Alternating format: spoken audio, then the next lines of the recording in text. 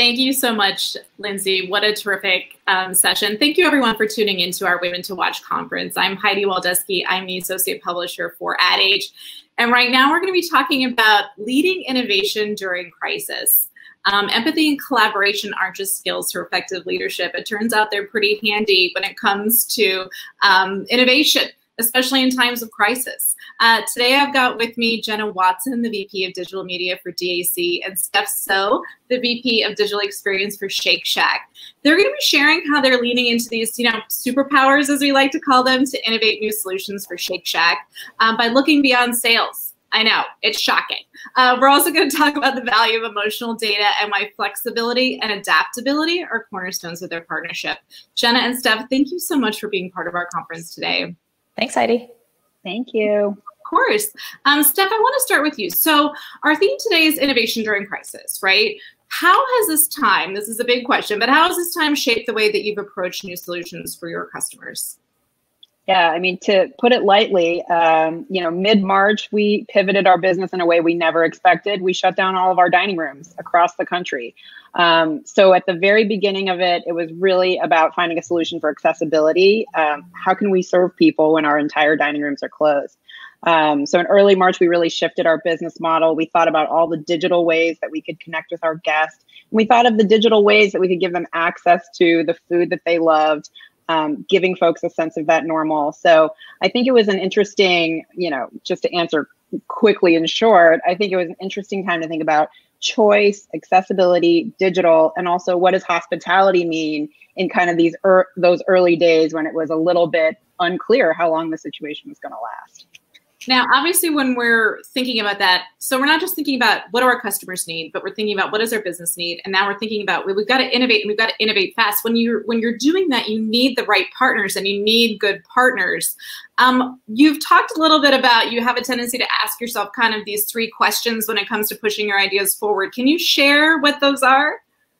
Yeah. So, I mean, my three questions are typically, starting first with who are the partners. So, in the early days of COVID, I think we realized we had to pivot our business and move faster than we ever had. We couldn't do that alone. So for us, the first question was, who are the partners that we need to tap in to help us lead? DAC ended up being one of those partners in a huge way for us. The second thing we always ask ourselves is, how flexible is our team? So, no one had gone to school to prepare for what to do when there's a global pandemic and all of your dining rooms have closed. So I think we had to really be open-minded, and we had to think of new ideas and really think outside the box. This was going to be the first time many of us would have to do any of this. And then the last thing is really, how fast can you adapt? So, this was not a time for analysis and checking the data and figuring out when to move and being really process-driven. I wish it had been, but it was really about how quickly can we be there for our guests, for our team members, for our teams in general. And so I think those were the three questions, was really thinking about our partners, about flexibility, and then, how do those things work together to make us move forward really quickly. And Jenna, I want to go to you really quickly because, I mean, there's nothing agencies love better than like moving fast, right? I mean, they're like, all right, this is what we do. Can you tell us a little bit about, what Steph is saying that really you think makes the agency-client relationship work well or work better? Yeah, I mean, if we all put ourselves back to March, I think we can all kind of remember that what's going on mindset that everyone was in. But in our position as an agency partner, every single client that we had was also in the what's going on mindset. So when working with Steph and her team, we realized, what do people need? They need information, and they need the information in the ways that they're going to go looking for it. So for us, it was all about how fast can we get these updates out to the audiences of the Shake Shack family so that they could understand where they can go to have a normal meal, to get at least carry out and delivery. So what we were able to do is go to the channels where people are most likely to look for that information and make sure that it was updated as real time as possible. So we kind of deployed a task force, if you will, that was happening on our entire agency floor, where everybody was responding real time to events and data as it was coming in. Because the most important thing for us is to make sure that our clients' customers were getting the information from our clients, from the brands like Shake Shack, that they were looking for. Because not knowing was kind of the worst thing that was happening in those early days. So, in our quick response, that was one thing we could take off the table, the not knowing and not understanding where to go or what to do. So we're all just diving in. It's a little bit of a trust fall at this point, right? But like everyone's moving so quickly and really trying to bring those right solutions to the table. And I want to go back to the word data. Everybody loves data. But Steph, you've talked about how, it's kind of funny, as we were saying, it's not just about looking at sales figures. It's about looking at the emotional data. What were you seeing that your customers needed as you're looking at this? And why is that important to you as a marketer to lean into that? Yeah, I mean, I think if we just looked at the sales figures, we would have just sat in the corner and cried. I mean, I think it was a tough time. You close the dining rooms and it's certainly not the numbers we were expecting to see.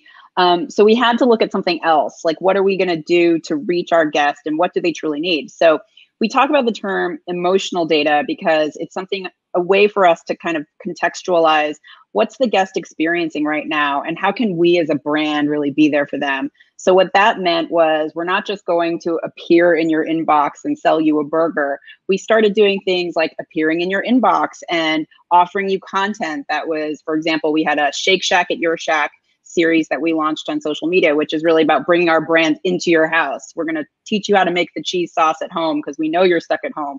And I think that us connecting with that emotional data was our way of saying, how can we really be there for our guests in this time where maybe coming out to the Shack, some people didn't feel comfortable in that mid part of March eating out.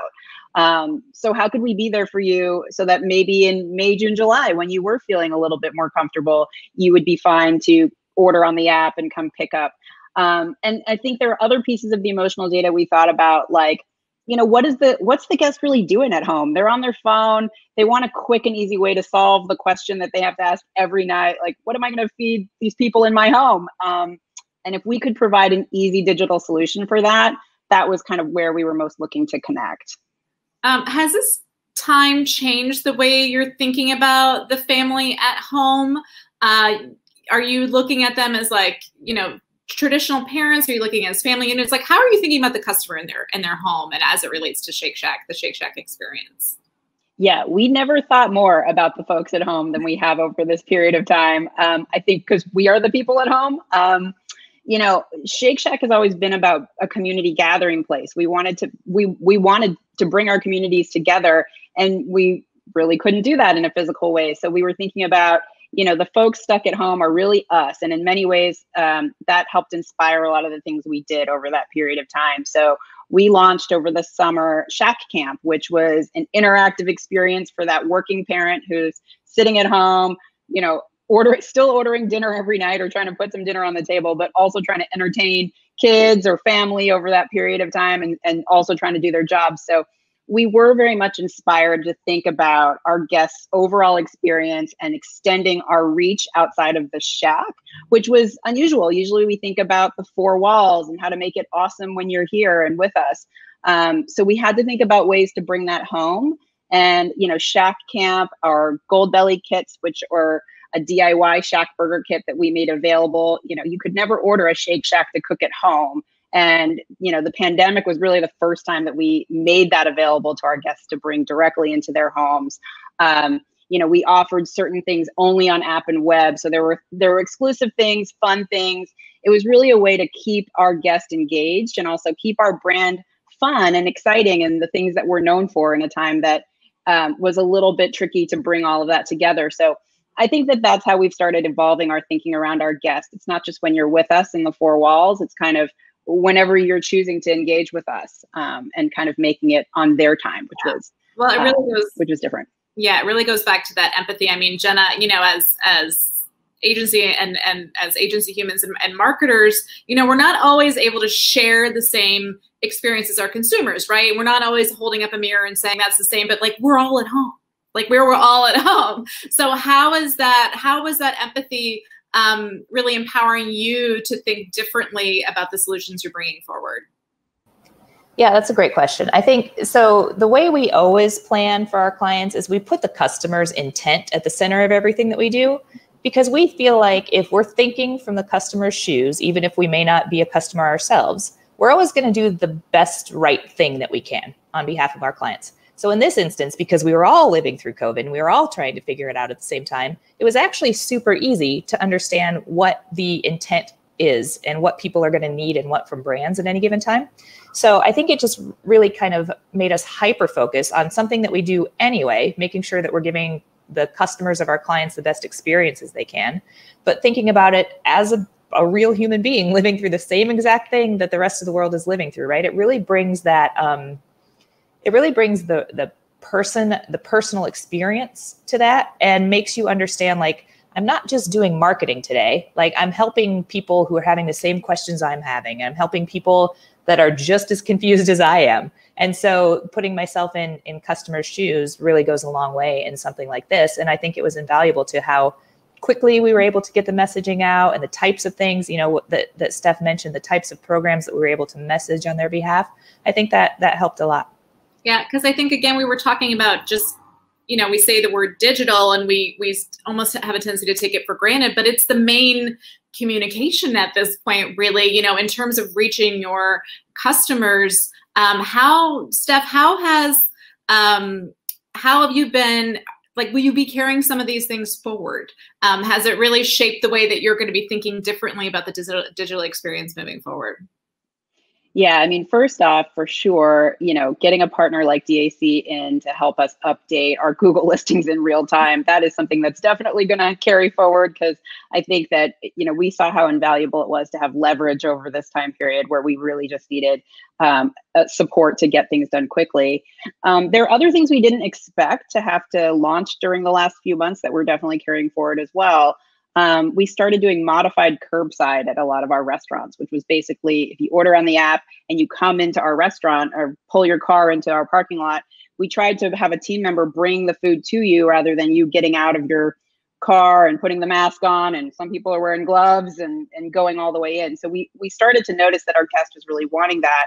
And over the last few months, we've launched it formally in our app so that we can allow you to choose curbside, and you actually can, you know, roll up and you just indicate on your phone, I'm here, and someone from the Shack will bring your food directly to your car. So that's something that we didn't expect to launch. We launched it over this period of time. Our Shacks and our team members were so thankful there was this digital tool that allowed them to know that there was a car there ready for pickup.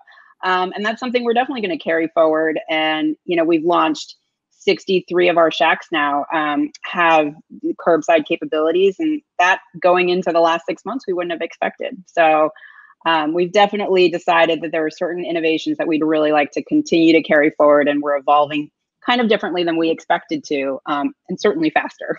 Yes. Well, I mean, this has been a fantastic story of collaboration, and I love how you guys are really putting the customer at the center. I mean, obviously, it's what we always want to do as marketers, but I think this time has even enhanced that more since we're all in the same situation.